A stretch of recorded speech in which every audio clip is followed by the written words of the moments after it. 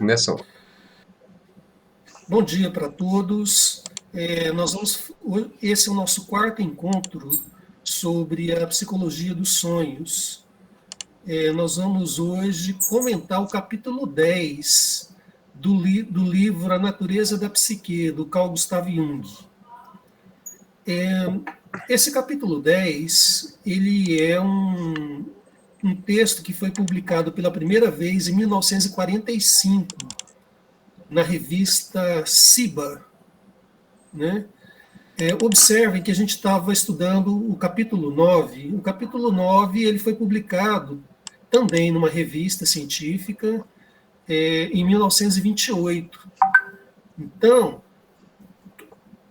entendam, o capítulo 10 não é uma sequência do capítulo 9, porque as obras elas não foram pensadas assim, eu vou escrever um capítulo, depois eu vou escrever o outro. Os organizadores, me parece, eles aglutinaram os temas, as palestras, as publicações dentro dos volumes conforme uma certa ordem, uma certa coerência. Então, o capítulo 10 ele é, de certo modo, independente do capítulo 9. Eles falam do mesmo tema, que é a questão dos sonhos, e muita coisa que foi dita no capítulo 9, o Jung fala de novo aqui no capítulo 10. Né? Então, a gente começa o nosso estudo no parágrafo 530 da obra que eu mencionei e vai até o 559. Tá? Esse 530, o Jung começa falando da complexidade dos objetos de estudo da psicologia científica. Ele fala assim, ó: a psicologia médica se distingue de todas as outras disciplinas científicas pelo fato de que deve lidar com os problemas mais complexos sem poder recorrer a dispositivos experimentais comprovados, a experiências sistematicamente repetidas em laboratório ou a dados logicamente explicáveis. Pelo contrário, ela se vê diante de uma infinidade de dados irracionais em perpétua mutação, porque a alma humana é talvez a coisa mais opaca, mais impenetrável e mais inabordável que o pensamento jamais estudou. Então, vejam bem, a psicologia, de um modo geral, ela lida com um fenômeno muito complexo, né?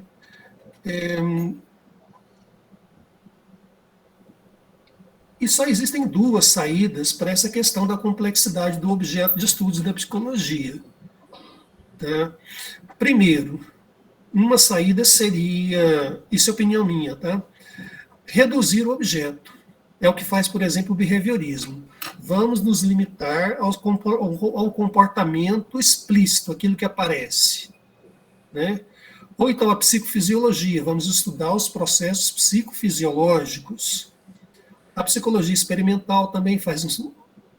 E a psicologia cognitiva, muito em moda, né, hoje, né, psicologia cognitiva, vamos estudar as cognições, mas isso não é todo o objeto de preocupação da psicologia. Né? Então, essa tendência, esse desejo de fazer uma psicologia científica acaba reduzindo o objeto à parte dele. E a outra alternativa, que foi o que Jung fez, é transgredir o método científico. O método científico, baseado aí no paradigma newtoniano, nas ciências exatas, ele não dá conta do nosso objeto, né, que é muito complexo.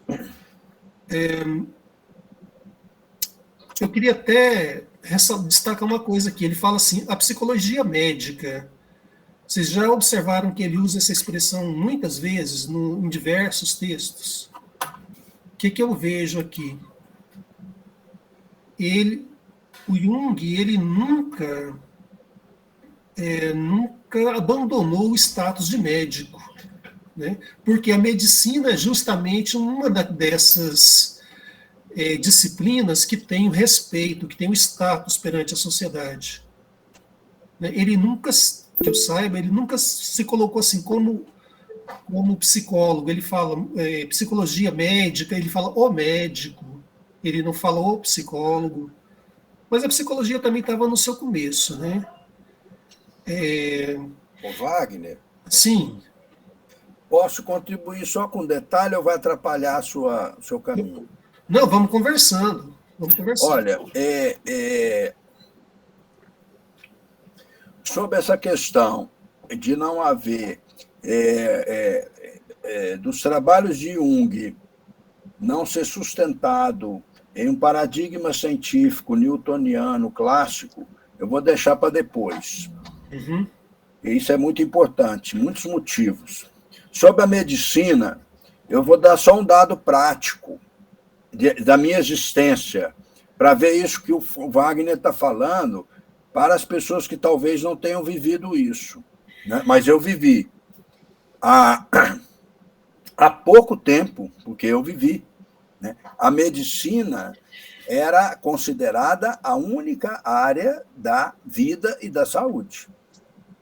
Então, havia um conselho de medicina no qual o Leandro deve ter notícia disso, porque ele trabalhou, foi veterinária, né, Leandro?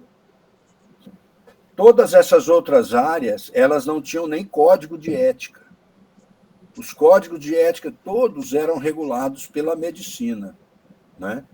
Inclusive biologia, agronomia também não tinha.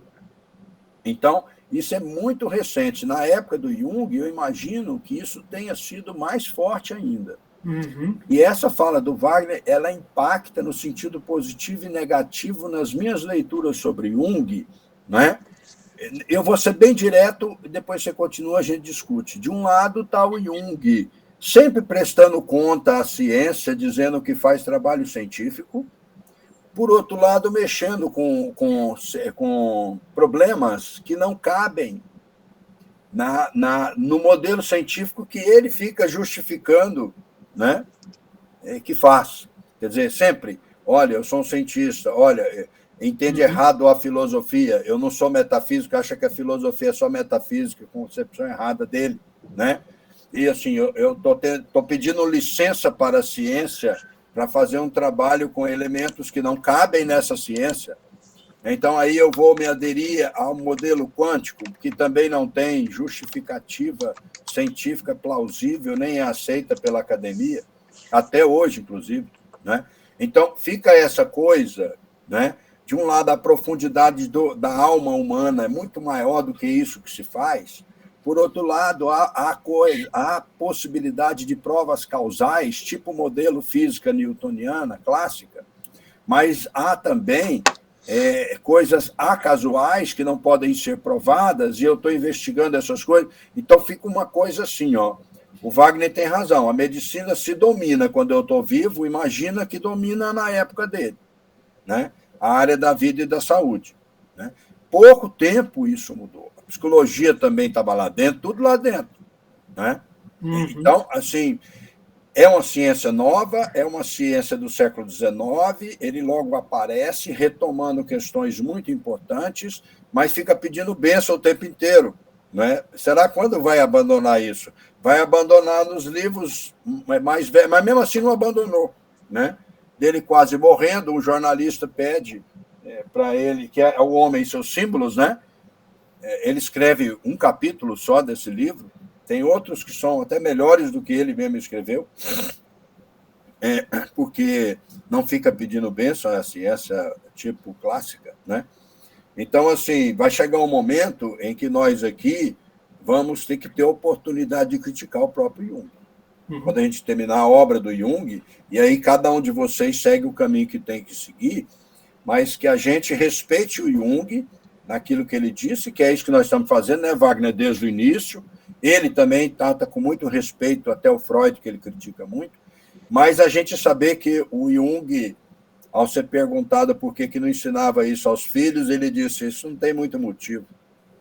Quer dizer, o próprio Jung chama a gente, arrasta a gente para frente. Isso é coerente com a teoria dele. Agora, esses problemas teóricos que ele tem vai direcionar a vida da gente, de vocês, principalmente, que serão, muitos daí serão clínicos, né, junguianos. Então, a gente aproveita para falar isso. Eu não fico satisfeito com algumas falas do Jung, mas eu vou anotando aqui, porque não é hora de falar, a gente tem que terminar a obra para ver se realmente isso é sustentável. Eu suspeito que ele tem uma concepção equivocada de filosofia, eu suspeito que ele fica pedindo benção à física clássica, ao invés de simplesmente fazer a quântica, e esse negócio de achar que é ciência, deixa para lá, decide quem quiser, não é? Essa conversa, porque se você pergunta a psicologia analítica é ciência, se for no modelo quântico, não é. Se for no modelo clássico, não é.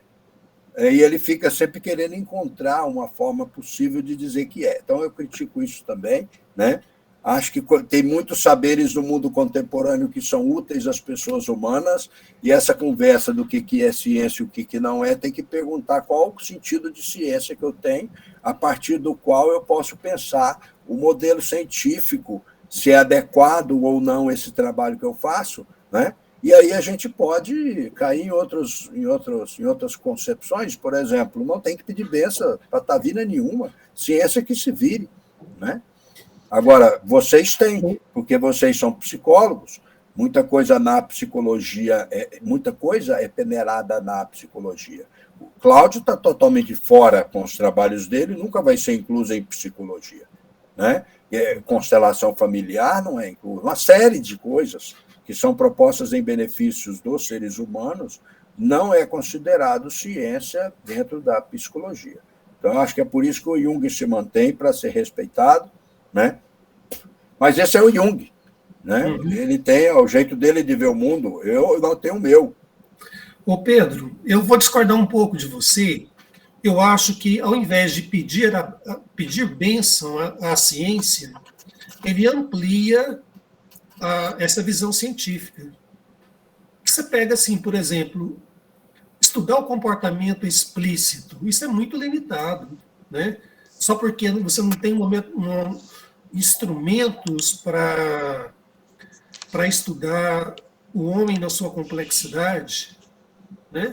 Então, eu acho que é mais, assim, eu acho que é muito mais uma transgressão, é muito mais uma ampliação da visão do que é ciência, do que uma submissão. Ele não é submisso. Não, é isso mesmo, é uma ampliação, mas uma ampliação com muita cautela, né, para que ela possa ser assumida pela ciência psicológica. Não ser uma coisa extra. Assim, nós vamos, depois dessa obra, caminhar para a sincronicidade, e lá ele faz um danado esforço tentar dizer o seguinte: eu não estou criticando quem busca causa, eu estou criticando o olhar causal. Há muita pesquisa em que é possível encontrar causa, mas existem outras em que não é possível, é acasual. E aí, até que ponto esse acasual pode ser incluso dentro da ciência? Então, ele amplia nesse sentido. Agora, a tentativa dele é fazer com que esse acasual seja incluso no modelo científico corrente da psicologia. Aí é nesse sentido que eu digo pedir bênção. Eu fico pensando como deve ter sido difícil para ele, porque até hoje é tão difícil para a gente sair desse padrão de ciência, como se estabeleceu, pensar um pouco fora da casinha. Imagina ele no auge ali de onde isso estava sendo construído, né? Então, eu percebo muito isso. É como se fosse uma tentativa mesmo de fazer parte, de continuar fazendo parte. É uma ampliação, Daniela, que requer uma autorização. E para requerer uma autorização, a ciência tem que trabalhar com regularidade. Sim. Né? Como que você encontra essa regularidade na casualidade? É isso que ele investiga. Então, nisso é ampliação mesmo, como o Wagner falou. Isso, né? Pedro. Vamos adiante um pouquinho, depois a gente retoma essa discussão. Eu acho que essa discussão ela é ela é fundamental, ela é, assim, a essência do capítulo 10. Por quê? Vejam bem, se a psicologia, no geral, ela tem objetos de estudo muito complexos, os sonhos, dentro desse universo da psicologia, são os fenômenos mais complicados de se aplicar ao método científico. Porque o próprio Jung fala o seguinte, ó, entre os numerosos problemas da psicologia médica, há um particularmente delicado, é o dos sonhos. Né? Porque, nas palavras dele, lá no parágrafo 532, ele fala assim: de modo geral, o sonho é um produto estranho e desconcertante, que se caracteriza por um grande número de más qualidades, como a falta de lógica, uma moral duvidosa, formas desgraciosas, contrassensos ou absurdos manifestos. Por isto é que são prontamente rejeitados como estúpidos, absurdos e desprovidos de valor. Vejam bem, essa coisa estúpida, absurda, irracional, que nós estamos tentando entender um pouco. Né? Então, se a psicologia, de um modo geral, é complexa, os sonhos são mais complexos ainda. E o desafio, portanto, não é grande. Tá? Aí, nesse capítulo 10, o Jung ele faz assim, acho que em grande parte é uma confissão do que não sabemos sobre o sonho. É muito mais do que falar o que sabemos, ele coloca as dificuldades de estudar isso,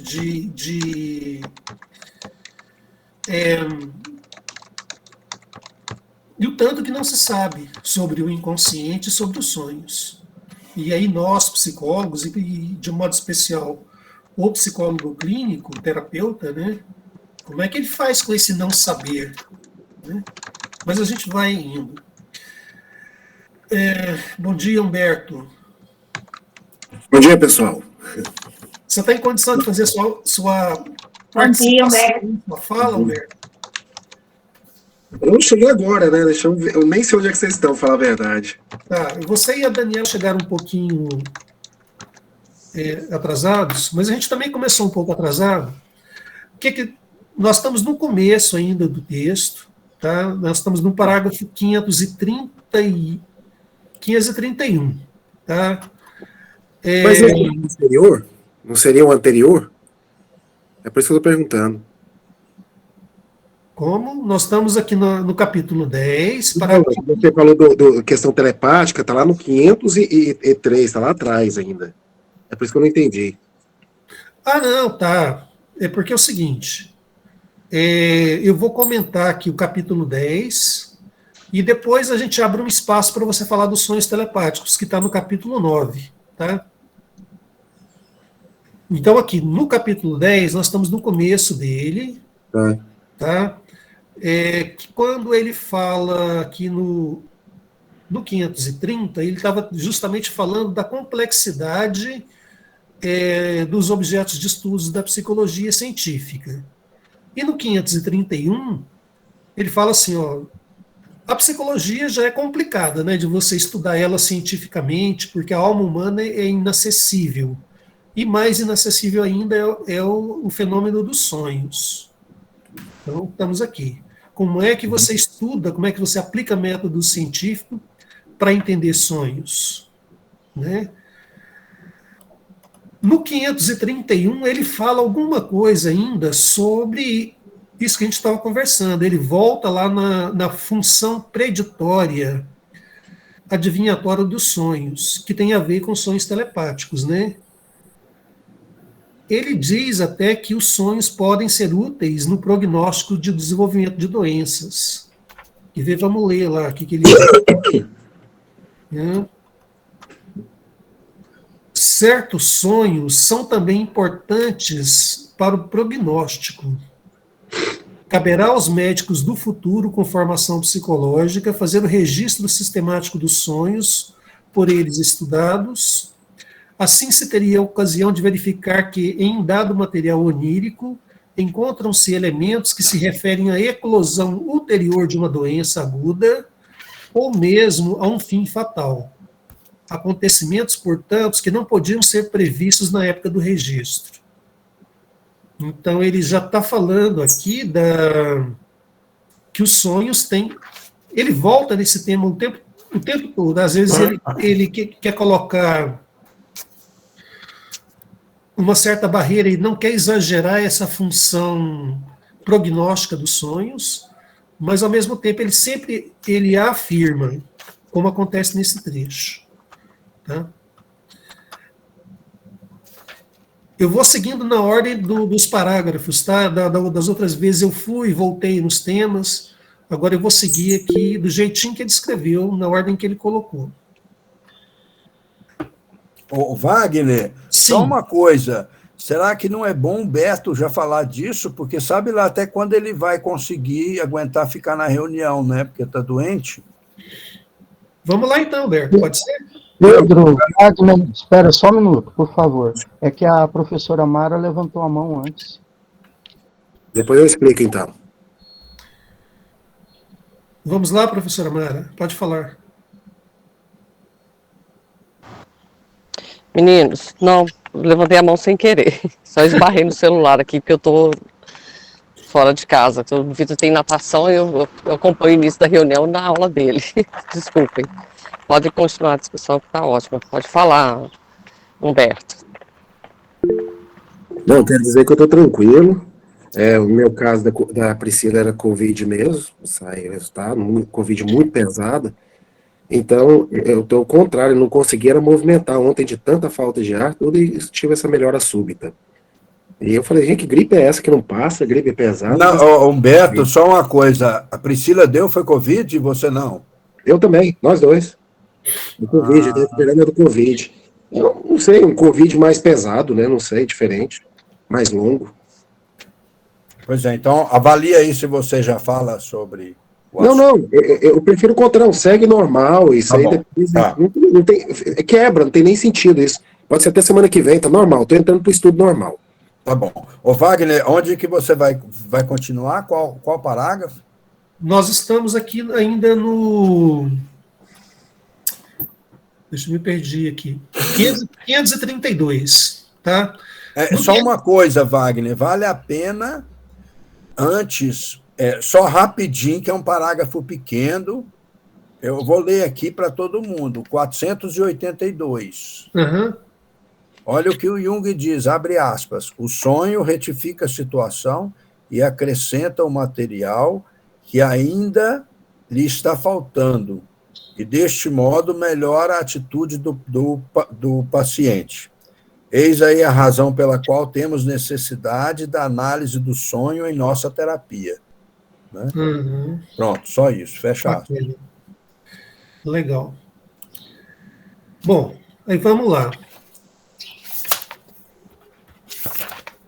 No 532, eu já tinha mencionado, ele diz que os sonhos são rejeitados como estúpidos, absurdos e desprovidos de valor, porque eles são o sonho é uma coisa estranha mesmo, né?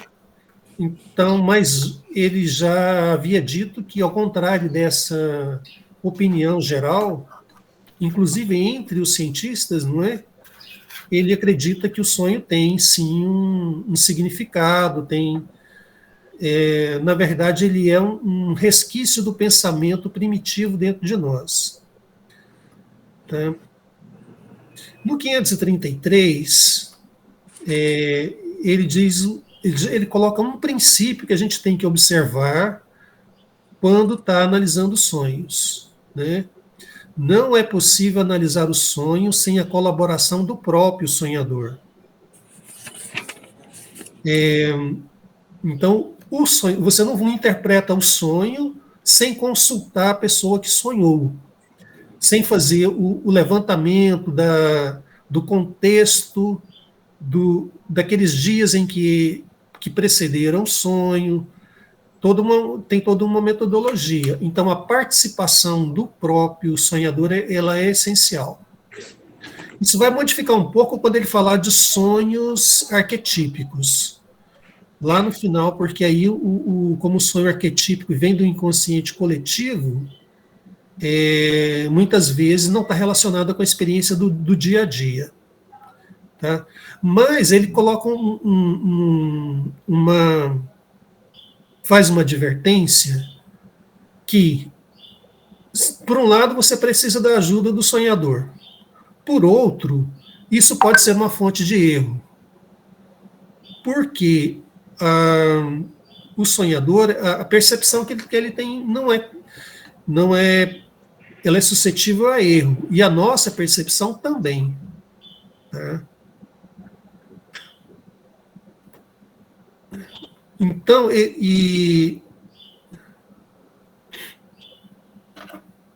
disso decorre um outro princípio, né, o da incerteza, que deve nortear o trabalho desde o início.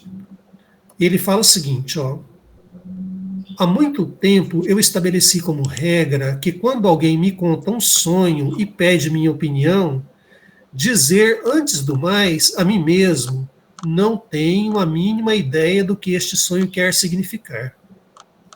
Após essa constatação, posso me entregar ao trabalho da análise propriamente dita do sonho.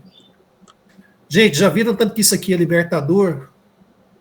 A pessoa conta um sonho, você tem... O Jung, né, já dizia, não tem a mínima ideia do que esse sonho quer dizer.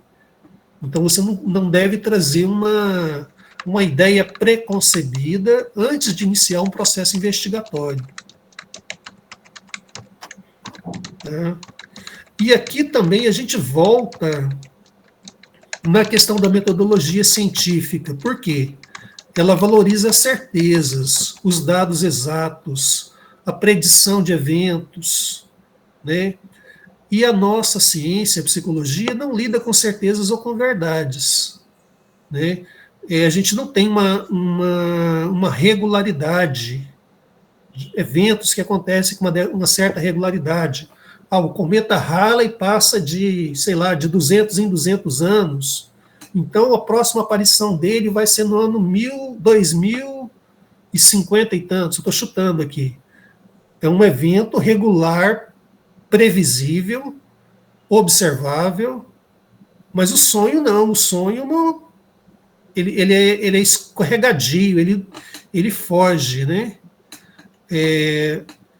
Então, e a gente tem que ter a humildade que não sabemos nada antes de iniciar o processo investigatório, né? Vejam bem, se você coloca, pelos estudos da psicologia da Gestalt, sobre a percepção, a representação que a gente tem do mundo não corresponde ao mundo objetivo. Né? Ou, usando a linguagem da psicologia analítica, se construímos uma imagem do mundo que é subjetiva e não corresponde à imagem, o que a gente vai dizer sobre as nossas percepções dos sonhos? A nossa percepção, no papel de terapeuta, e a percepção do analisado, né, da pessoa que está em tratamento. Tá? É muito complicado. Então, além do fenômeno ser complexo, tem a nossa limitação de percepção, a nossa e a da pessoa que sonhou, né? E isso tem que ser levado em conta. E mais ainda, né, um cuidado necessário é não misturar os nossos conteúdos com os conteúdos do sonhador. Que ele fala muito no capítulo 9, é não projetar as suas coisas na pessoa que você está atendendo. Então, você tem que separar. Então, há esse risco, além de toda dessa... que a gente está lidando com uma imagem muito complexa, ainda há o risco da projeção de coisas nossas nas nossas interpretações. Bom, aí seguindo, no 534, ele fala que, apesar de tudo, né, dessa aparente irracionalidade, ele reafirma que os sonhos possuem sentidos, possuem significados. Embora a maioria das vezes a gente não consiga desvendá-los, né? no 534 aqui.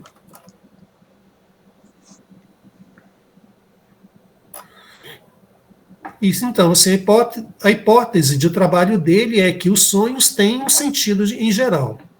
Então, ele parte desse pressuposto. Né? E no 535, ele fala o seguinte: ainda que existam motivos oníricos típicos, subir escadas, escalar montanhas, andar sem roupas, voar, e também sonhos típicos, pesadelos e outros, parece não haver leis que governam sonhos. Então, mais uma vez, né, a ciência procura por leis, por regularidades, mas os sonhos são fugidios, eles não se enquadram, eles escapam à investigação científica tradicional.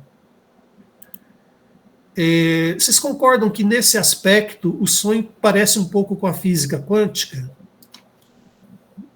Né?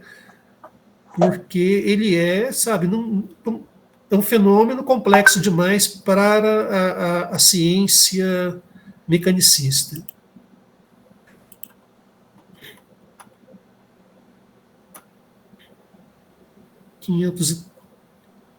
Então, assim, beleza, o sonho tem um significado, mas como é que se chega a ele? Né? E como que a gente sabe, como que nós vamos fazer para saber se a nossa interpretação está correta? Né? Aí o Jung fala, olha, na verdade, ele menciona 2 ou 3 métodos de verificação, mas assim, mais para ilustrar mesmo, porque ele fala, não tem como. Você vai interpretar o sonho, você vai analisá-lo e não há uma forma, um método de aferir se a sua interpretação está correta. Mesmo porque a verdade, no caso aqui, é subjetiva. Eu imagino que seria muito pela reação da pessoa. Quando você faz uma interpretação correta, ou assim, que faz sentido, o sonhador ele vai ter uma reação física, uma perturbação.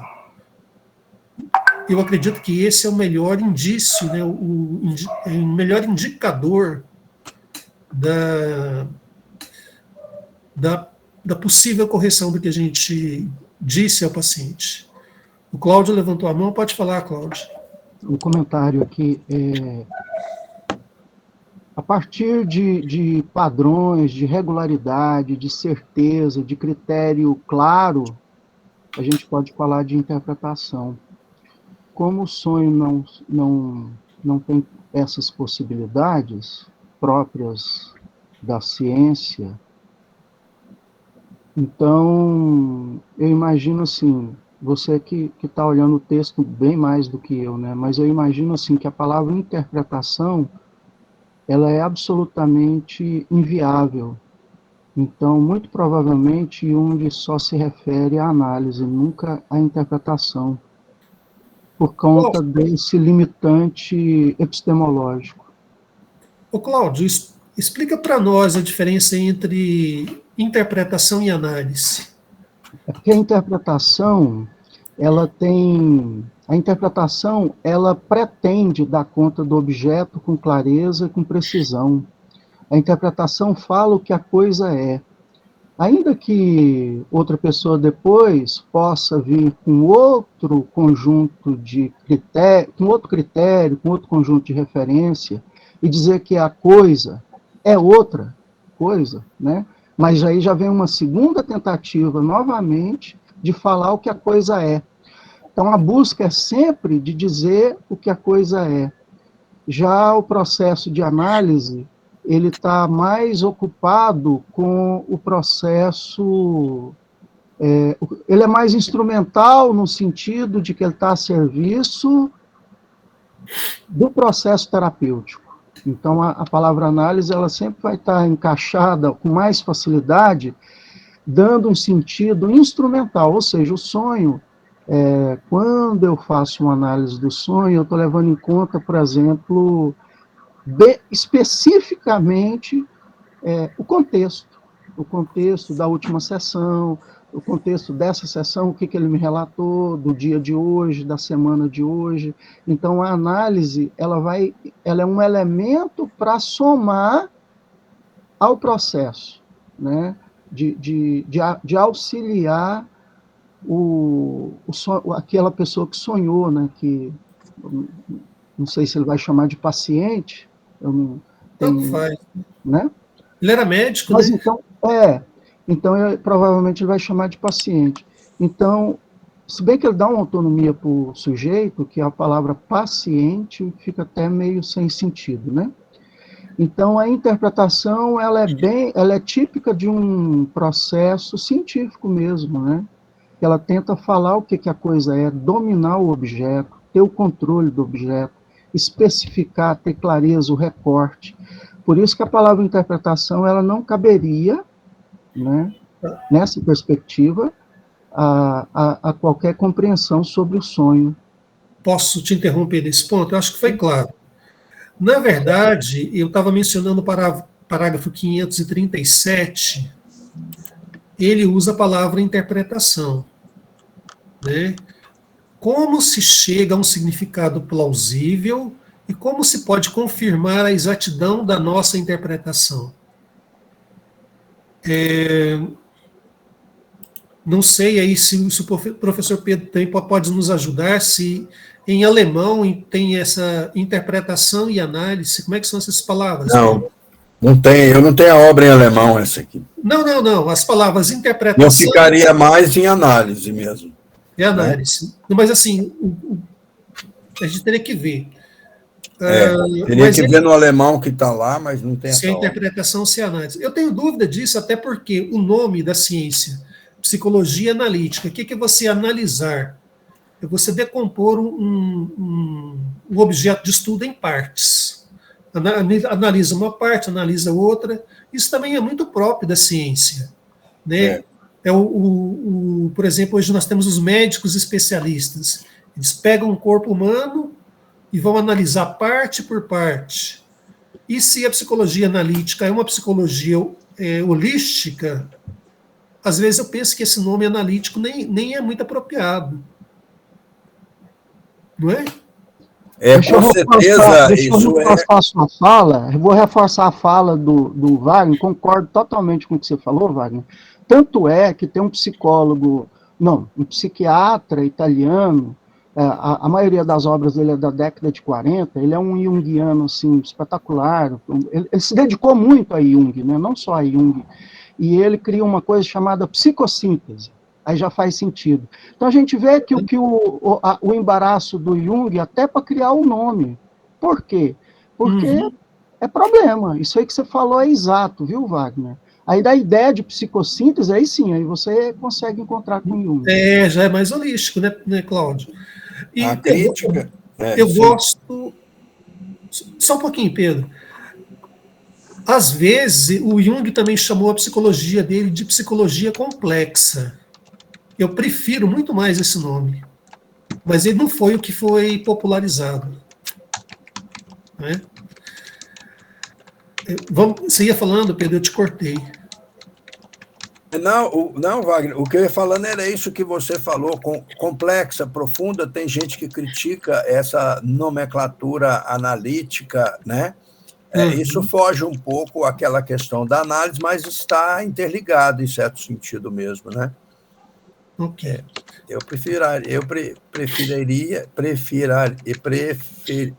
Oh, meu Deus do céu. Preferiria ficar na análise por enquanto, porque pela ausência da obra em alemão. Mas essas observações do Wagner e do Cláudio, elas são caras mesmo, né? Até que ponto analítica, profunda ou complexa. Beleza, então... Falar em obra, professor, deu certo de comprar, que a gente começou a falar e depois... Sim, deu certo sim, mas não é a natureza da psiqueta a 2.000 e tantos reais, não deu certo. Nós estamos terminando. Eu comprei em alemão Über der Psychologie des Überbewusstseins, né? Que é sobre a psicologia do inconsciente, e consegui a a sincronicidade também. Ai, que bom que a gente vai entrar agora, né? Uhum. Mas a natureza não. Gente, vamos continuando então. Aí o Jung comenta alguns métodos estranhos lá de comprovação da veracidade, tentando ser cientista, né? Acho que o Pedro tem certa razão. Ele tenta o tempo todo ser cientista, mas ele vê que não dá para ser. Então ele cita 3 métodos e fala assim, não esse negócio do sonho, por exemplo, fazer o prognóstico do futuro, primeiro você teria que limitar a percepção do sonho como uma espécie de oráculo, né? E o sonho não é só isso. Então esse método não serve. Aí ele comenta outros 2 e ele fala: não há como provar, não há como verificar se a nossa interpretação, vou usar o análise, né? Lá ele fala a palavra interpretação, está correta, né? Ou seja, temos que lidar com a incerteza. A psicologia é uma ciência da incerteza. Depois ele fala que o grande mérito de Freud foi de ter aberto uma pista para a pesquisa e interpretação do sonho.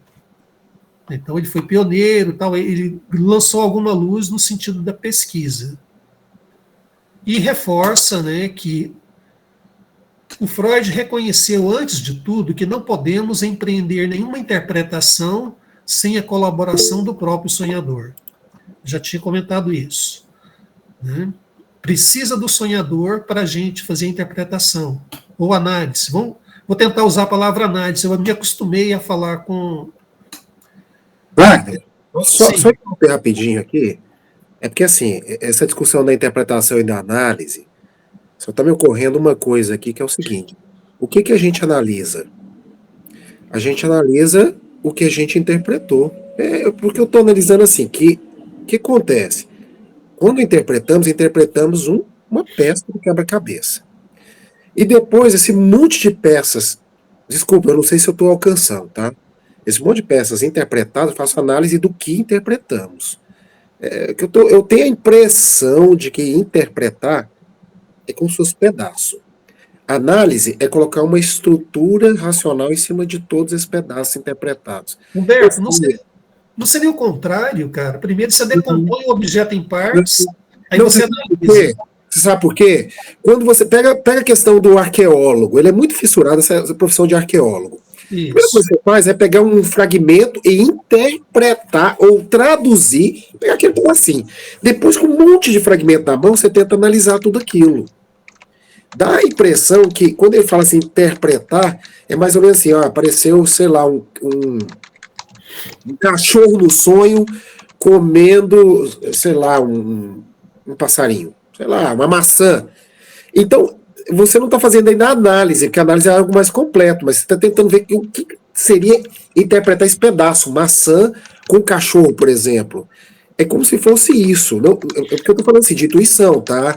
Porque quando eu leio aqui dá essa impressão. Como é que eu sei se essa interpretação está certa? Porque você tem um monte de hieróglifos à frente. Você tem que interpretar o hieróglifo primeiro para poder analisar o contexto todo. Não, só colocando aqui é uma questão só, também não estou... Eu não sei, o que vocês acham, gente? Eu fiquei meio confuso agora. Para mim, o processo era o contrário. Você analisa pedacinho por pedacinho e depois você interpreta tudo. Eu acho que, eu até escrevi aqui, seria legal contextualizar isso dentro da discussão do método. O método que Jung trabalha, ele, pelo que eu percebi, ele segue o mesmo método de Freud, embora ele avance na questão da coisa ulterior, né? E o que seria isso, então, para a gente pensar? Eu vou falar como seria esse método, né? E aí, às vezes, a gente pensaria em cima disso. Por exemplo, quando alguém sonha, eu sonhei que eu estava na rua, passou um carro e eu olhei um balão no céu. No método aí de Freud, de Jung, ele destrincha esse sonho, né? Por exemplo, céu. Aí, quando o paciente vê a palavra céu, ele começa a falar o que vem na cabeça dele, associação livre. Aí ele pega outra parte, carro, a partir de carro, o paciente começa a falar os pensamentos livres também. Então, e aí, o que a análise é? Primeiro, ela decompõe em elementos mesmo, em partes, né? Promove uma associação livre de cada parte e depois conecta essas associações livres entre si para se chegar em alguma coisa que tenha algum significado para o sujeito, né? Então, é interessante a gente estar discutindo sobre palavra e tal, e interessante discutir a conceituação, mas aí eu coloquei a metodologia aqui para a gente poder, às vezes, pensar em cima disso. Talvez sejam as duas coisas. Você fragmenta o sonho, você tira as partes dele, faz um conjunto de associações livres, relaciona as associações livres, né? Por exemplo, céu, me lembra de cachorro, da minha mãe, e sei lá, estou lembrando agora do meu sobrinho que acabou de nascer, né? Carro, me lembra de uma chácara, aí você pega e relaciona as associações livres de uma palavra com a outra. E aí você faz a interpretação. E aí você faz uma interpretação que tem a ver com o sentido que aquele sonhador dá. E é como se a voz do sujeito, né, voltasse para ele mesmo. E a partir do estado emocional dele, dos problemas que ele está vivendo, de uma série de fatores, ele vai colocando um sentido para o sonho, um sentido que não é fechado, ele é sempre aberto. Porque eu estou querendo também ver um negócio, Leandro. Por exemplo, a questão da palavra intérprete, quando você pergunta assim, você está numa tribo, você está num outro país, aí você tem um intérprete. O intérprete, ele pega trechos de uma fala e passa para você. Ele não está preocupado em dizer o total do alcance daquela conversa, onde vai chegar ou deixou de chegar, o que está oculto ou não. O intérprete parece algo mais imediato. Estou falando assim, profissionalmente lembrando, o que é um intérprete? O intérprete é isso, ele faz isso. Ele vai falar aquele trecho, só que ao final de uma palestra inteira que foi traduzida, vamos usar a função do tradutor, né? Porque intérprete é como sinônimo de tradução. Será que nossa tradução do sonho está correta? O que seria a tradução? Traduzido do inconsciente para o consciente, para ser palatável, para ser passível de análise? Eu estou pensando nesse sentido. Então, assim, por isso a questão do intérprete como trecho. Interpretar. E não interpretar como um todo, porque mesmo a palavra como usualmente a fazemos, não é dessa maneira. A gente pode fazer um punhado de interpretações para depois sentar e meditar sobre as interpretações feitas e encontrar um nexo causal, sei lá, ou finalístico naquilo ali que a gente está interpretando, que seria a parte da análise. Pois é, Humberto, mas quando você... olha só, quando você tem um intérprete de fora que ouve o seu sonho, já te sugestiona, você já acaba com essas associações livres todas. Porque o sonho é seu, o significado, por exemplo, você... Por isso que ele fala que a interpretação tem que ser com o sonhador. É por isso que eu estou dizendo, estou reforçando isso. Tanto é que quem interpreta não é o analista. Claro, se você sonhou com uma coisa e cada palavra te emana pensamentos que estão em você, e não no sonhador. Então, se você fala o sonho e o cara fala, não... Hã? O intérprete vai fazer esse papel de catalisador. Daquilo que está estudado do inconsciente, você tirou algo que ainda, e vai tentar auxiliar essa pessoa na interpretação. Mas quem vai interpretar é o próprio paciente. Uma profusão de coisas. Faz sentido isso? Você faz a pergunta, faz sentido? Pode ser por aí? Pode ser por ali? Por aqui? Tem alguma conexão? E não sei o quê. Esses pedaços de conexão é o que nós vamos chamar de interpretação. Sim, e fica sempre aberto, porque, por exemplo, se num dia... Até que a análise dos sonhos é algo para Jung, coletivo, vários sonhos. Você vai analisar os sonhos.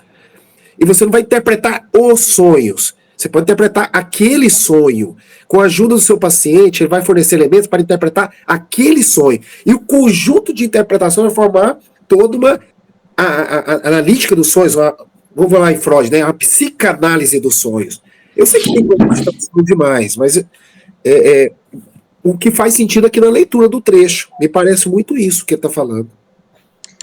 Sim, e se a gente pensar, por exemplo, aí eu sempre volto e retomo aquilo que Jung fala dos tipos psicológicos, né? Então, e também do saber, da própria epistemologia. Eu olho para uma coisa E o significado vai variar de acordo com aquela função que eu olho. Então, se eu estiver no momento em que dependendo do meu sentimento, da minha encadeamento, da minha razão, a percepção de sensação que eu tive no sonho, ou que eu estou tendo agora nesse momento.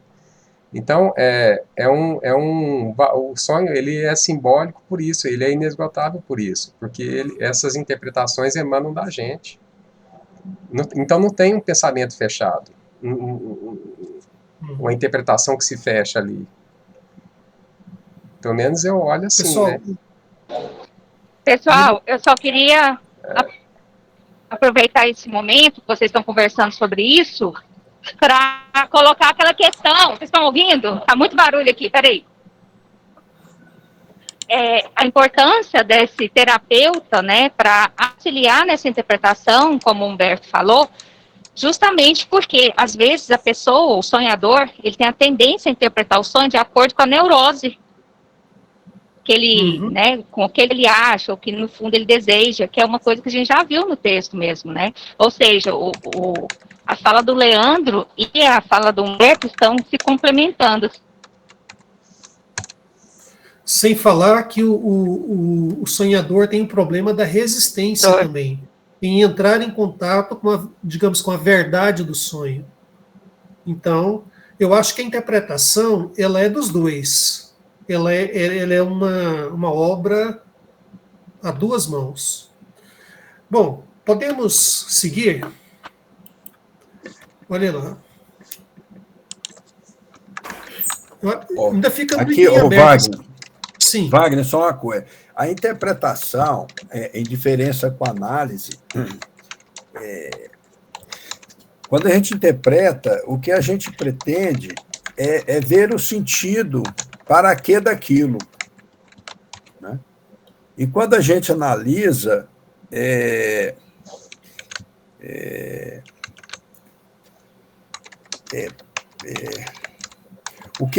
quando a gente interpreta, a gente, no caso do Jung, a gente quer dizer o que aquilo significa, o que aquilo quer dizer, ou o que o sonho quer dizer. Né? Agora, quando a gente analisa, a gente quer entender como tudo isso ocorre. A análise ela é mais global do que a interpretação. Ela é mais global, mais ampla do que a interpretação. Né? O Humberto fez até assim, né? Um ciclo. Ela é mais ampla. Então, acho que é uma questão terminológica que a gente tinha que ver no alemão, não vamos ver, né? Mas eu não sei como que a gente sintetiza isso, mas só para fazer essa colocação, acho que o Leandro também colocou bem isso aí, né? Sim, isso... eu acho que... Tá, tudo bem. Acho que a gente pode continuar. Então, assim, vamos combinar no nosso grupo que a gente usa os dois termos, porque ou então cada um usa aquele que prefere, porque não teve uma conclusão assim.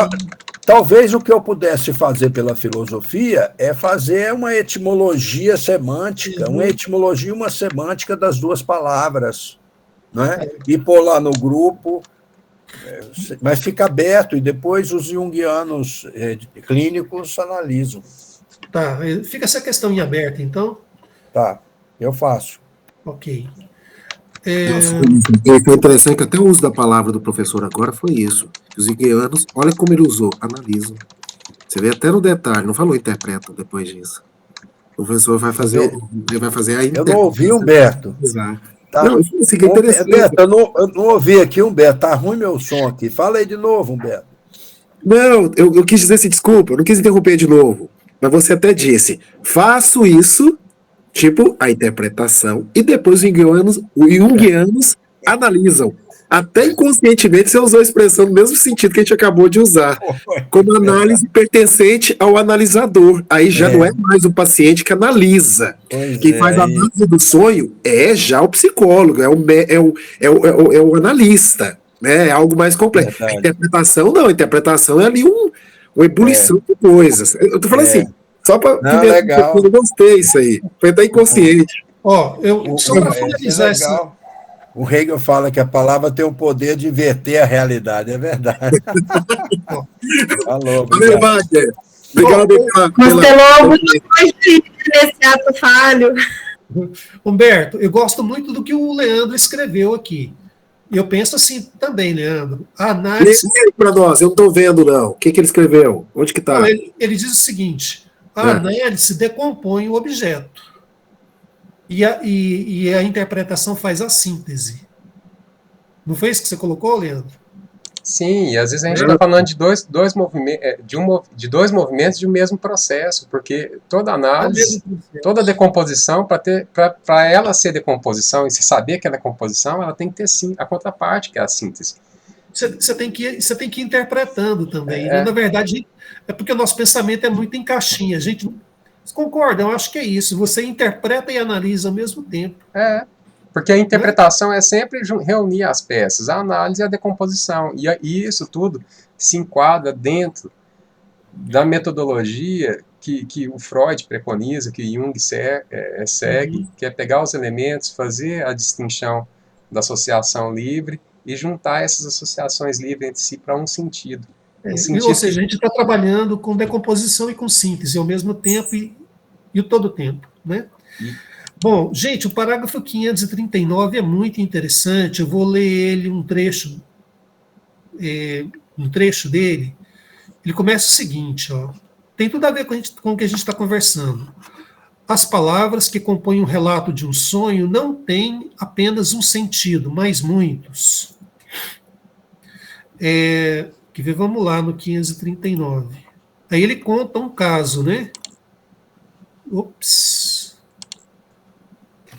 Aqui. É sobre a palavra mesa. Aqui, ó. O grande mérito do Freud foi de ter aberto uma pista para a pesquisa e interpretação do sonho. Ele reconheceu, antes de tudo, que não podemos empreender nenhuma interpretação sem a colaboração do próprio sonhador. As palavras que compõem o relato de um sonho não têm apenas um sentido, mas muitos.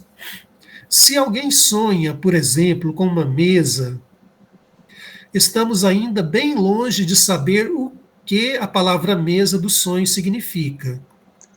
Embora a palavra mesa em si pareça suficientemente precisa. Com efeito, há qualquer coisa que não ignoramos, e é que esta mesa é precisamente aquela mesa a qual estava... Aqui ele começa a contar o caso. No caso do sonho aqui, né, que o cliente dele teve.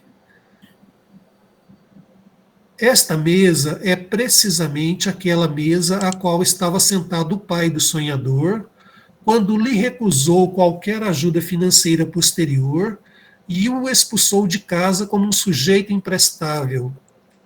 A superfície lustrosa desta mesa está ali, diante dos seus olhos, como o símbolo de uma inutilidade catastrófica, tanto no estado de vigília como nos sonhos noturnos. Eis o que o sonhador entende por mesa. Então, o que ele está falando? Palavra mesa. Mesa é um objeto, né? Todo mundo que tem um significado geral.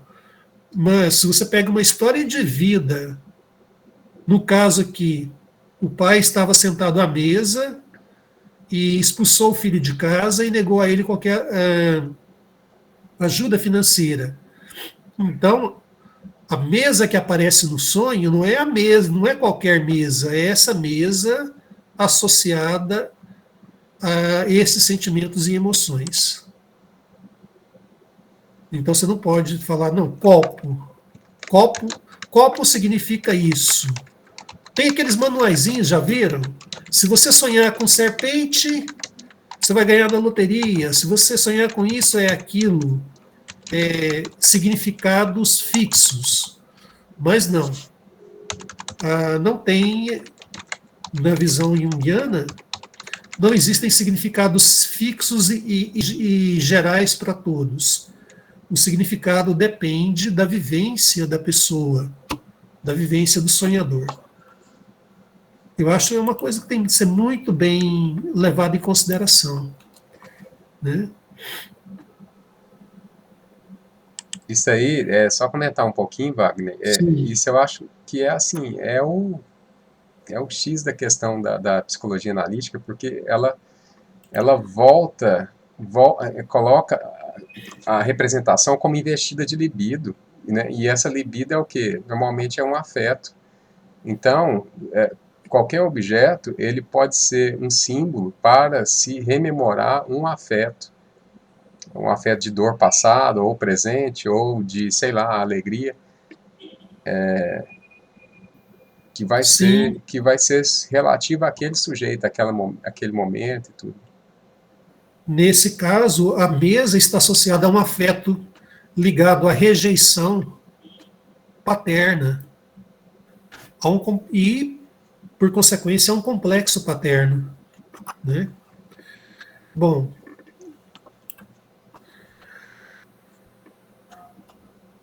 ele fala depois do método de reconstituição do contexto, no 542, que é a forma de trabalhar, né?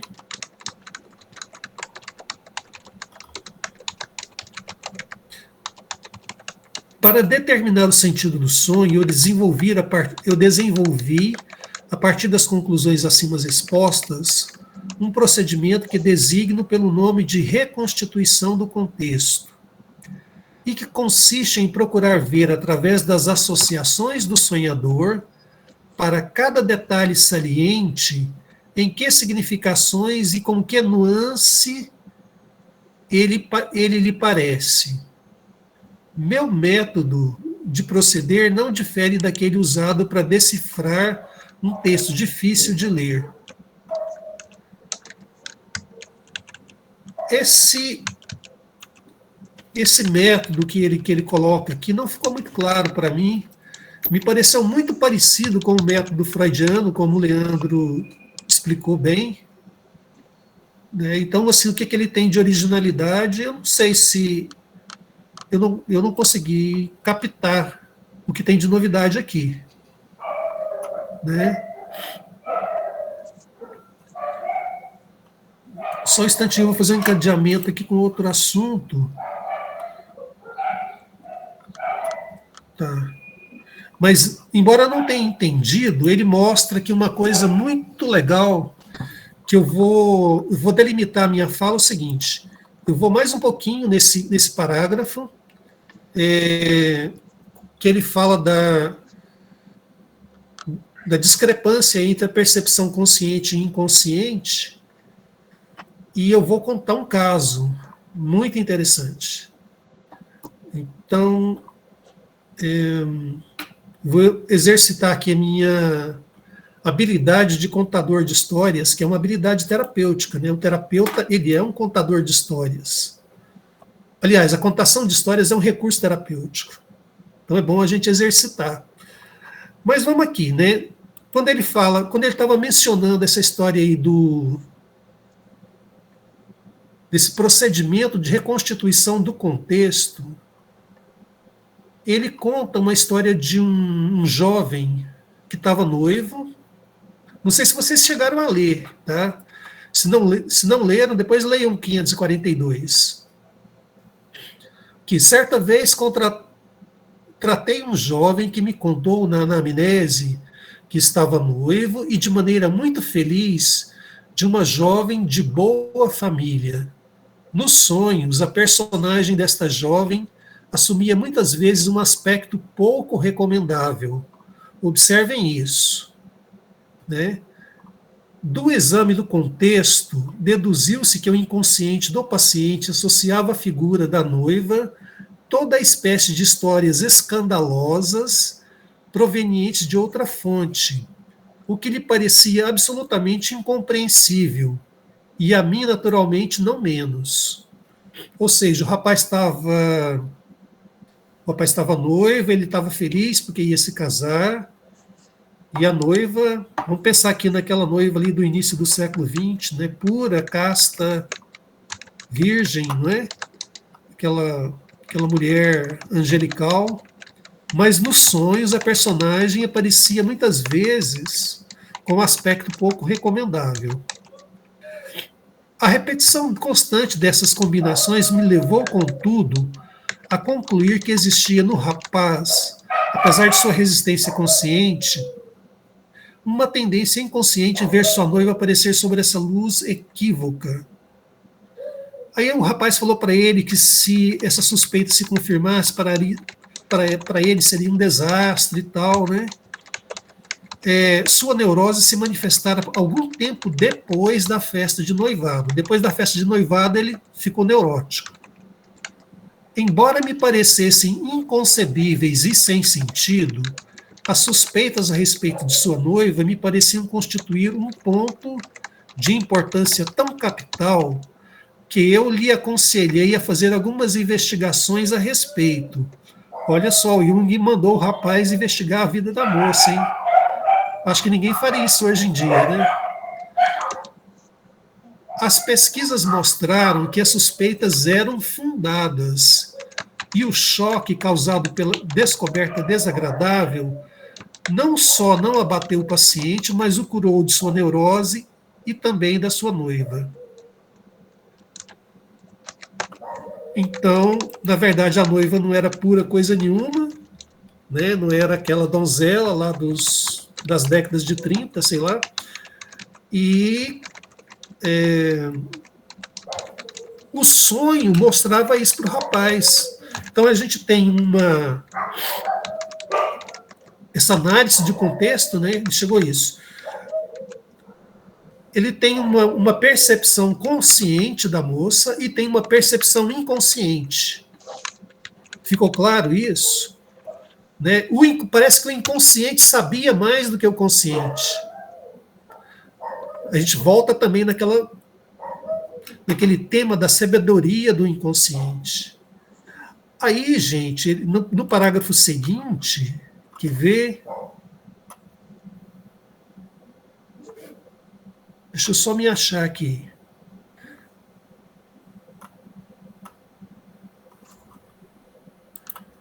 Que ele vai falar...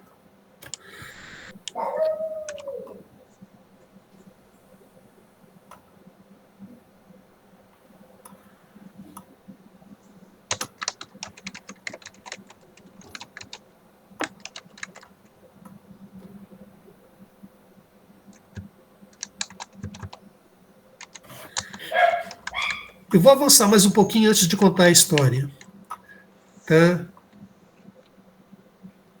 Então, ele está falando desse método dele de reconstituição do contexto, que eu vou ter que estudar melhor. Acho que nós vamos ter que estudar, porque ele, para mim, não ficou muito claro. No 545, ele retoma o tema da função compensadora dos sonhos, do inconsciente compensando atitudes conscientes para o equilíbrio da personalidade. E ele fala, a compensação é, como o próprio termo está dizendo, uma confrontação e uma comparação entre dados diferentes, entre dados ou diferentes pontos de vistas, da qual resulta um equilíbrio, uma retificação. O consciente tem uma opinião, o inconsciente tem outra. Tá? Nessa perspectiva, ele continua em 546. Existem 3 possibilidades. Se a atitude consciente a respeito de uma situação dada da vida é fortemente unilateral, o sonho adota um partido oposto. Foi o caso aqui do sonho do rapaz. Se a consciência guarda uma posição que se aproxima mais ou menos do centro, o sonho se contenta em exprimir variantes. Se a atitude da consciência é correta, ele coloca entre aspas a palavra correta, adequada, o sonho coincide com esta atitude e lhe sublinha assim as tendências, sem contudo perder a autonomia que lhe é própria.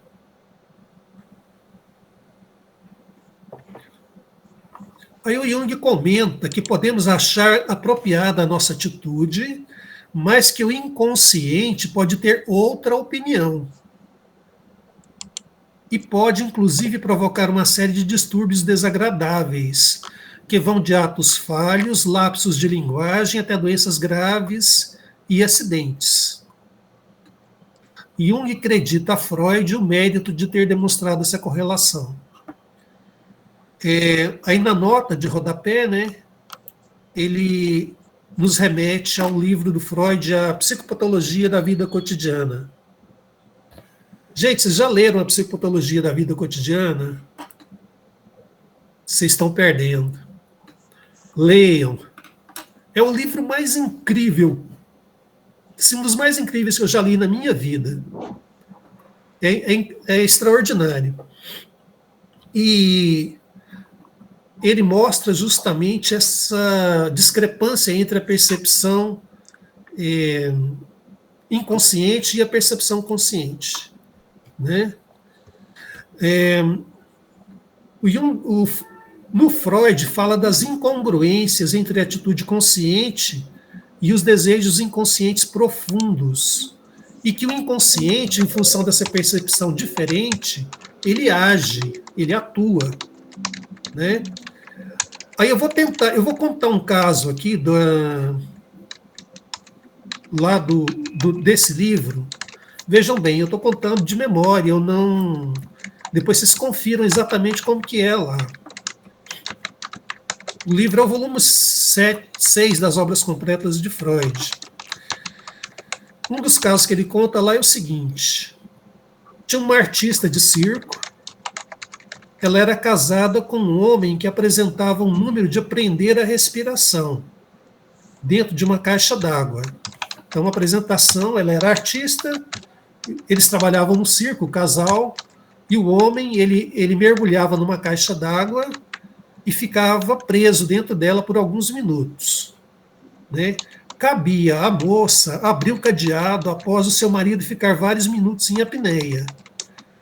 Então ela segurava, né? Ela fazia que ia abrir a caixa e de repente ela não abria, ficava mais um pouco, e quando ela abria, o povo, né? E ficou 1 minuto, 2 minutos, 3 minutos, 5 minutos. Aí depois ela abria a caixa e o público vibrava com aquilo. Acontece que essa mulher se apaixonou pelo domador de cavalos e começou a ter um caso com outro artista do circo, né? Tudo bem, e como é que ela vai resolver essa questão, né? Ela é uma mulher casada, apaixonada por um outro. Certa vez, numa das apresentações, quando ela foi abrir a caixa, ela percebeu que ela tinha perdido a chave.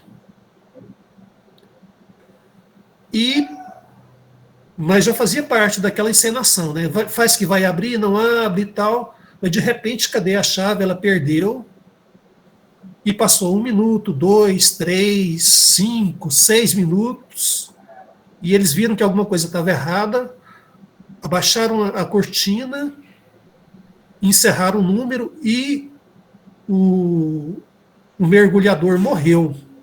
O marido dela morreu. Ela conscientemente não queria matar o marido, né? Jamais ela admitiria querer matar o marido. Mas o inconsciente, como diz Jung, tinha outra opinião. Quando ela perdeu a chave, o marido morreu, ela ficou livre, né, para poder viver o romance que até então era proibido. Então, isso deu passagem para ela viver resolver a questão da Jung, você falou Jung, mas é Freud, né? Não, assim, eu citei o Jung, é para assim, ela não queria matar o marido, conscientemente. Agora, usando uma expressão do Jung, o inconsciente tinha outra opinião. A discrepância entre a percepção consciente e inconsciente. Aí o inconsciente deu um jeito dela perder a chave, o marido morrer e ela poder viver o caso amoroso. Essa é a história que eu queria contar. Que está lá nesse livro da Psicopatologia da Vida Cotidiana, né? E existem várias outras parecidas com essa. Se eu fosse vocês, eu leria. Muito bom. Então, mas o que o Jung quis... Eu falo Jung porque ele mencionou que coube ao Freud demonstrar essa coisa do inconsciente perceber diferente do consciente. E através do sonho isso aparece. Né? Então, uma das funções do sonho seria mostrar a percepção de determinado fato, a percepção do inconsciente. Que ela pode ser ligeiramente diferente da percepção consciente, ou pode ser frontalmente diferente, ou pode estar num ponto central ali. No 547, né, depois seguindo, ele continua falando da compensação como processo de equilíbrio e autorregulação psíquica. Mas ele alerta que, em certos casos, ela pode levar ao desenlace fatal, como o suicídio, ativando tendências destrutivas. Né? No 549,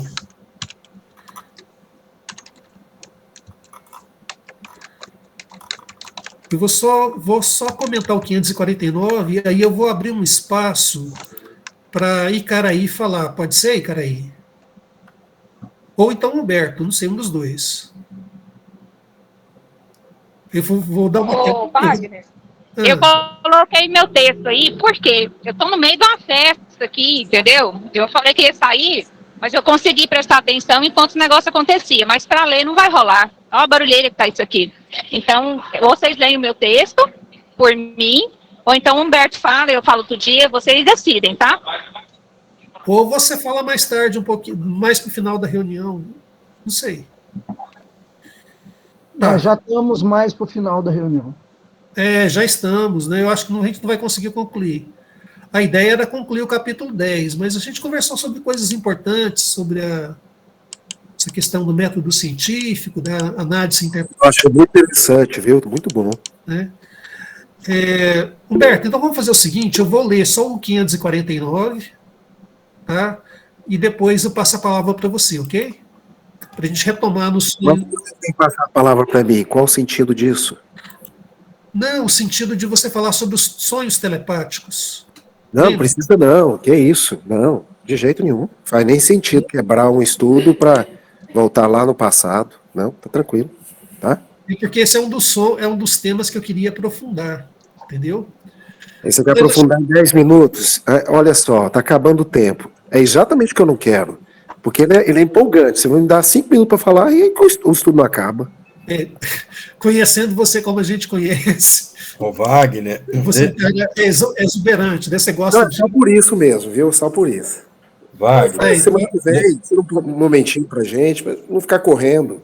Certo. Não, é para conversar com calma, não, Humberto. Wagner, sim, deixa eu dar uma sugestão. Vamos parar nessa leitura sua. Você faz, a gente para, que eu tenho outra reunião agora. Certo. E vamos iniciar o próximo encontro.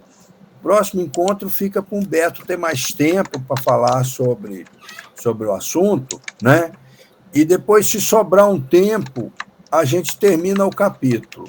Se não, a gente joga o capítulo para o outro encontro ainda. O que vocês acham? Legal. Só vou pedir não esqueçam de finalizar a reunião para ficar bonitinho lá no YouTube. Ainda temos 15 minutos. Tem 15 minutos, é isso mesmo. E assim, eu concordo, professor Pedro. Agora, sim, gostaria de pedir que vocês leiam, quem puder, dá uma olhadinha lá. Gente, que é muito interessante. O que é Icaraí? Estudando esse capítulo. Umas curiosidades sobre sonhos, umas pesquisas recentes, não tão recentes, né, do ano 2000, de um texto. A gente podia deixar um horário também para Icaraí. Vamos ver se fica Humberto, Icaraí, e a gente termina o capítulo na outra, Wagner, só com você. Professor. E semana que vem fica Humberto e Icaraí? Não precisa, não precisa. Não? Tá bom. Não precisa, professor, são só umas curiosidades mesmo. Tá bom. Inclusive sobre uma tribo indígena lá, que tem todo de sonho, tá? Seria legal vocês lerem. Tá. Aí, Wagner, então, eu tenho que sair exatamente 10h30, que eu tenho uma reunião 10h35. Hoje não dá para estender mais. Pedro, Quando estiver acabando, você avisa o Leandro para ele. Tá, eu só queria, antes de você sair, te falar uma coisa. Não, só vou sair no fim, mas vamos terminar 10h30. Ah, vamos terminar 10h30, entendi agora. Tá? Um outro assunto que eu também gostaria muito, e talvez até seja o tema que eu vou escrever lá para o livro, é sobre a psicologia dos primitivos. Tá? Porque o Jung fala que é uma das coisas que a gente precisa conhecer para interpretar sonhos. Por quê? Ótimo. O pensamento primitivo é o pensamento do sonho. O sonho opera conforme o pensamento primitivo. E é um tema que eu já estudei na minha pós-graduação lá na Unipaz. Eu até tenho uma monografia, o Cláudio leu, gostou muito, não foi, Cláudio?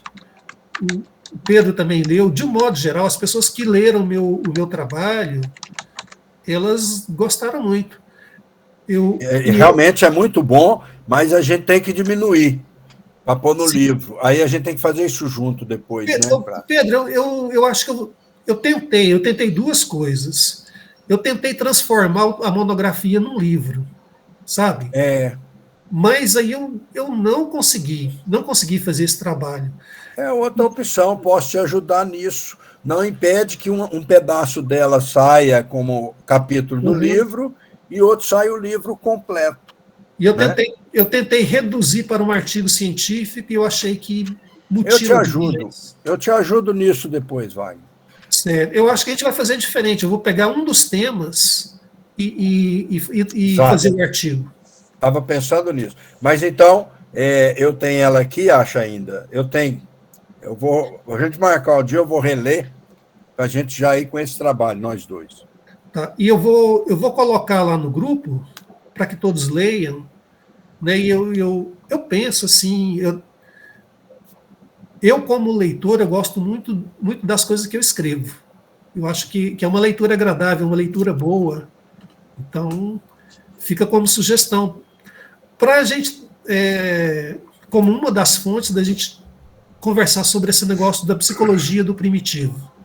Ô Wagner, deixa eu só fazer um comentário bem rápido aqui. Eu queria dizer para o grupo o seguinte: esse trabalho do Wagner é uma das melhores coisas que eu já li. É muito bom. E quem lê vai ganhar muito. São o quê? Menos de 50 páginas, um trabalho maravilhoso. Obrigado, Cláudio. Fico muito feliz. Bom, vamos adiante, então, que tentando avançar aqui no capítulo 10. Tá, o 549. Ô, Wagner, antes de você entrar, como o que a gente está gravando e as pessoas vão assistir, deixa aí o título do seu trabalho e onde a pessoa pode encontrá-lo, quem for escutar o áudio. Tá, para quem é do grupo, eu vou colocar no nosso drive aqui. É o lugar do primitivo na alma moderna. E onde que encontra? Pois é, Pedro, na internet... Tem como pôr um link nesse vídeo no YouTube? Tem como você pôr um link, Leandro? Não, eu acho que pode indicar, ele deve estar registrado na parte de bibliografia da Unipaz, não é? Perdão, de defesas da Unipaz, né? Ele deve estar cadastrado lá, né? Eu vou colocar o endereço direitinho e aí para o pessoal do grupo fica no nosso drive e para os que estão de fora do grupo eu vou colocar outro endereço. Exato. Obrigado. Obrigado. Bom, o Jung, ele fala assim, ao mesmo tempo que ele fala que é difícil de entender os sonhos, que é um problema fugidio, que é um negócio assim escorregadio, né, e parece irracional, ele também fala que os sonhos ajudam muito na terapia. Ele reconhece o valor do sonho, vou chamar aqui de interpretação dos sonhos no processo terapêutico.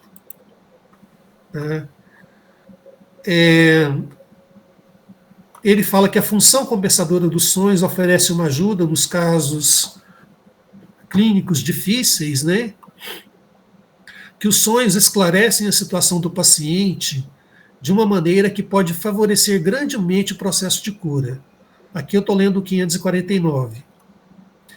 Esses sonhos nos trazem recordações, reflexões, relembram acontecimentos vividos outrora, despertam coisas que dormiam no seio da nossa personalidade e revelam traços inconscientes das suas relações com o meio ambiente. Por isso é raro que um indivíduo que tenha se submetido ao fatigoso trabalho de análise de seus sonhos, com a competente assistência de um especialista, por um longo período de tempo, não veja seu horizonte se alargar e se enriquecer. Justamente por causa do seu comportamento compensador, a análise adequadamente conduzida nos descortina novos pontos de vista e nos abre novos caminhos que nos ajudam a sair da terrível estagnação. Observem aqui que ele está afirmando claramente que a análise, a interpretação de sonhos é um recurso terapêutico valioso, que alarga os horizontes do paciente, que enriquece. Mas ele está falando aqui, observem também que ele está falando de um longo período de tempo. Ele está pressupondo um tratamento longo. Isso é algo que tem sido questionado aí por muitos autores, né? Tem gente que propõe, não, vamos fazer terapia em uma sessão, vamos fazer... Aí a gente entra numa outra questão, que é a duração da terapia. A gente precisa mesmo de um tratamento longo, né? Será que uma coisa, um encontro já não pode trazer elementos muito valiosos, né? Essa é uma discussão. Mas o importante aqui, ele está dizendo, é porque ele também estava dentro da tradição da psicanálise, né? Que é um tratamento longo. Mas ele está falando de uma forma muito clara que os sonhos são valiosos para o processo terapêutico, apesar de serem misteriosos. Tá? Aí, Leandro, no 550, ele vai falar da questão do processo de individuação e de como que isso aparece numa série de sonhos. Você colocou isso em dois encontros anteriores, e o Jung, ele afirma aquilo que você, não sei se você leu ou se você suspeitou isso, que quando você analisa uma série de sonhos, esses sonhos vão demonstrando a evolução da personalidade. Ele fala, e que a Jung fala, eu chamei isso de processo de individuação. Ele fala o seguinte aqui, ó. Quando se contemplam séries que comportam várias centenas de sonhos, como acontece nos tratamentos prolongados e difíceis, a atenção do observador é atraída pouco a pouco para um fenômeno que no sonho isolado permanece escondido por trás da compensação. Ele está falando da diferença de você interpretar um sonho e interpretar uma série de sonhos. Essa coisa que aparece num processo de série de sonhos é uma espécie de processo evolutivo da personalidade. Ele diz, né? Inicialmente, as compensações aparecem como ajustamentos momentâneos de atitudes unilaterais ou restabelecimento de certos desequilíbrios da situação. Mas um conhecimento e uma experiência mais aprofundados nos mostram que essas ações compensadoras aparentemente isoladas obedecem a uma espécie de plano pré-determinado. Parecem ligadas umas às outras e subordinadas, em sentido mais profundo, a um fim comum, de modo que uma longa série de sonhos não aparece mais como uma sucessão fortuita de acontecimentos desconexos e isolados, mas como um processo de desenvolvimento e de organização que se desdobra segundo um plano bem elaborado. Designei esse fenômeno inconsciente que se exprime espontaneamente no simbolismo de longas séries de sonhos pelo nome de processo de individuação. Então, o Jung está dizendo que na experiência dele ele percebe essa questão do processo de individuação. Aí quando você colocou, Leandro, das outras vezes, na minha experiência clínica, eu não vejo isso acontecer. Eu acho que é muito raro. As pessoas contam poucos sonhos. As pessoas, vamos ser freudianas, elas têm uma resistência, porque elas estão às vezes entrando em contato com coisas, com conteúdos dolorosos. Existe um querer, um jogo, né, entre o querer saber e o não querer saber. Então, para você conquistar a confiança, o paciente sentir uma segurança para ele revelar os sonhos, é todo um trabalho. E o outro desafio do terapeuta é conseguir que o cliente fique no processo terapêutico durante um período longo o suficiente para poder ter essa série de sonhos. Então, eu confesso que, na minha experiência, eu não consegui. Às vezes a pessoa conta um sonho e aquilo é muito significativo, 1, 2, 3. Eu nunca, por exemplo, tive um paciente que me contou 10 sonhos. Isso vai depender muito do interesse também do paciente. E outra coisa também, com relação aos analistas, né? Quantos analistas que fazem esse percurso também, né? Uhum. Mas sim, né? Pelo que o Jung diz aqui, e por tudo que a gente já estudou, né, os sonhos mostram um processo de individuação também, quando a gente vê eles em conjunto. Tá?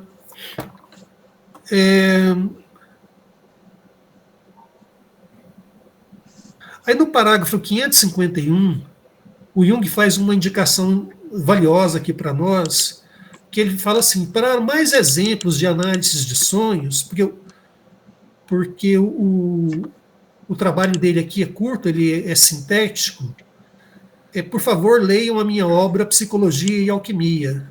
Né? Quem quiser ver mais exemplos de análise de sonhos, leia Psicologia e Alquimia, que é o volume 12 das obras completas.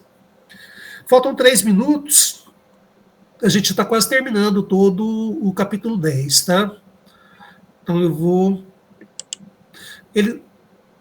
Ele continua nos parágrafos seguintes, falando do processo de individuação.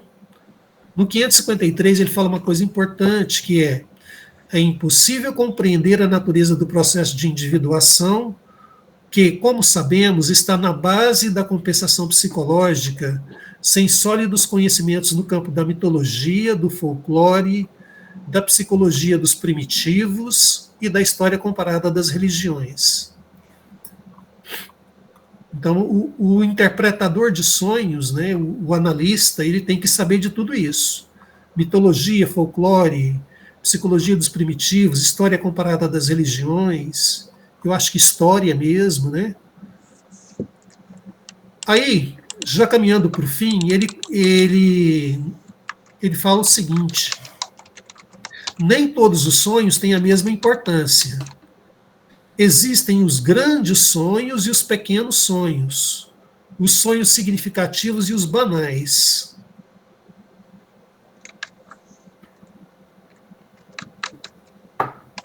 Vocês anotam, todos vocês têm um caderno de sonhos? Vocês têm o hábito de anotar os seus sonhos? Essa é uma prática interessante, né? De você registrar os seus sonhos. Eu, por exemplo, tem gente que registra todos os seus sonhos. Eu só registro os mais significativos. Pedro, eu preciso concluir. Cara, falta pouquinho para concluir. Então, ele está falando que entre os sonhos significativos, tem uma categoria muito interessante que são os sonhos mitológicos. Os sonhos mitológicos, ao contrário dos demais sonhos, eles não provêm do inconsciente individual. Eles provêm do inconsciente coletivo. Então isso é mais desafiador. Quando é que acontece um sonho mitológico? É quando aparece um tema que não tem a ver com o dia a dia do sonhador. É um tema universal, é um tema comum a toda a humanidade, o nascimento, a morte. É um problema eterno, né? E ele fala que esses sonhos eles aparecem em determinados momentos da vida. Na primeira infância, na puberdade, na meia-idade, que ele fala que é dos 36 aos 40, quando ele está ali, digamos, na virada, né? Indo para a segunda metade da vida. Tem um termo em latim aqui, ó. Ver. E também in conspecto mortis, na iminência da morte. Tais sonhos falam de emoções coletivas, isto é, de uma situação típica, fortemente afetiva, que não é, em primeiro lugar, uma experiência pessoal. Trata-se, primeiramente, de um problema humano geral, que, por não ter ainda chamado a atenção subjetiva, procura abrir caminho de maneira objetiva até a consciência do sonhador. Eu vou perguntar para vocês, algum de vocês já teve esse tal sonho arquetípico? Eu acho difícil a gente discernir também. Eu acho bem complicado isso aí. Mas você discerne assim, não tem a ver com a sua situação do dia a dia. Né? É um motivo mitológico. Então... Eu não tive. Bom, vamos deixar em aberto também, consultar as demais pessoas, porque a gente traz a nossa experiência, né?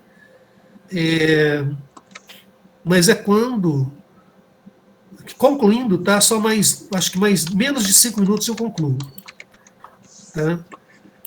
Ele fala assim, ó, o sonho arquetípico se exprime em formas estranhas e mitológicas, desconhecidas do sonhador.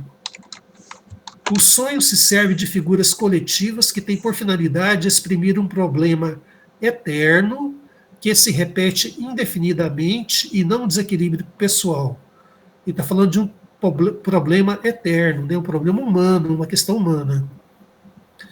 Podemos concluir, então, que nesse tipo de sonho a ajuda do sonhador é menor e que o analista irá depender muito mais do seu conhecimento de mitologia e folclore, dentre outros. Isso aqui foi a conclusão minha.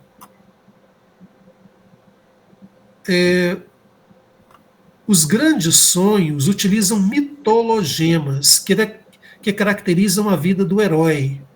Esse personagem maior que o comum dos mortais e de natureza semidivina. O que aparece no sonho arquetípico? Aventuras perigosas, de provas como as que encontramos nas iniciações. Há dragões, animais benfazejos e demônios. Encontramos o velho sábio, o homem animal, o tesouro oculto, a árvore mágica, a fonte, a caverna, o jardim protegido por alta muralha, os processos de transformação e as substâncias da alquimia. Tudo isso, coisas que não apresentam nenhum ponto de contato com as banalidades da vida cotidiana. Então é isso, ele termina falando desses sonhos mitológicos, né, que tem essas características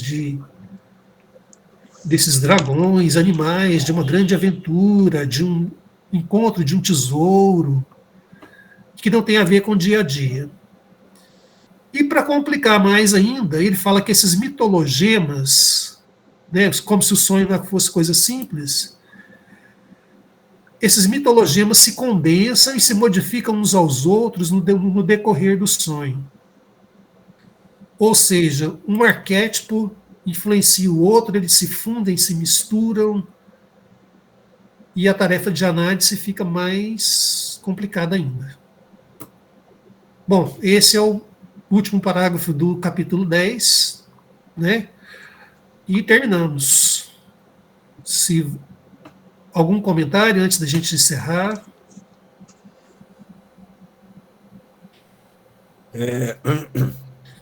Fica, então, semana que vem, Humberto, né? E também anotem essa pergunta da Priscila, porque ou a gente retoma no WhatsApp ou retoma posteriormente, né? Ela expõe sobre os sonhos aí, eu acho que depois a gente tem que retomar esse assunto. O Leandro, acho que pode parar a gravação agora, né? Nós vamos já concluir. Então, acho que é isso, né, Wagner? Encerrando agora, gente. Ok, Obrigado. gente. Muito obrigado a todos.